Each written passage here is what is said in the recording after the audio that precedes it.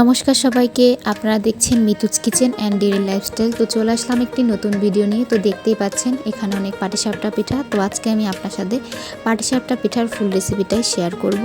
তো ভিডিওটি ভালো লাগলে অবশ্যই লাইক, কমেন্ট এবং শেয়ার করতে ভুলবেন না। তো চলুন দেখি পাটিসাপটা পিঠার ফুল রেসিপিটা।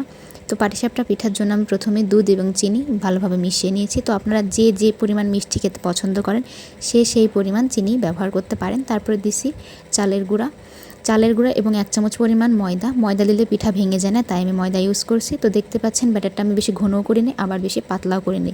তারপর আমি আরেকটা পাত্রে ওই ব্যাটারটাই নিছি। তারপর ইউজ করতেছি হচ্ছে ফুড কালার।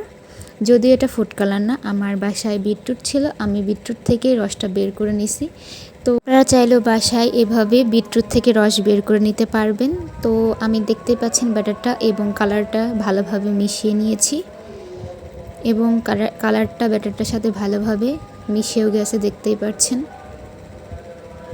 দেখুন কি সুন্দর হয়েছে কালারটা।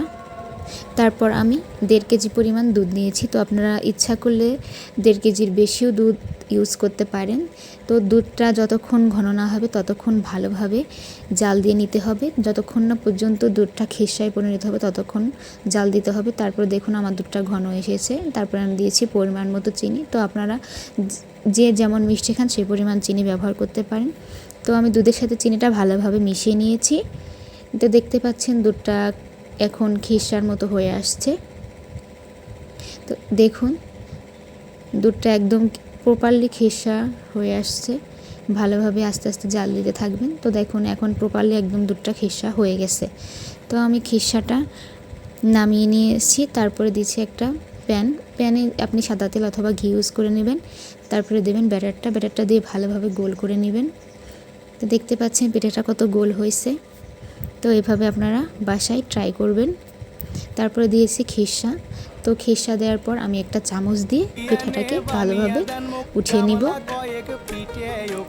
দেখুন পিঠাটা কত ভালোভাবে উঠে আসতেছে, একটু লেগে ধরেনি, একদম প্রপারলি উঠে আসছে পিঠাটা। তারপর আমি ওই কালার ব্যাটারটা এখানে ইউজ করছি।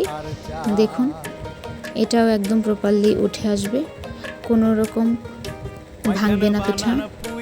তো এখানে আবার দিয়ে দেবেন খিরসা দিয়ে তারপরে চামচ দিয়ে ভালোভাবে পিঠাটা উঠিয়ে নিয়ে আসবেন।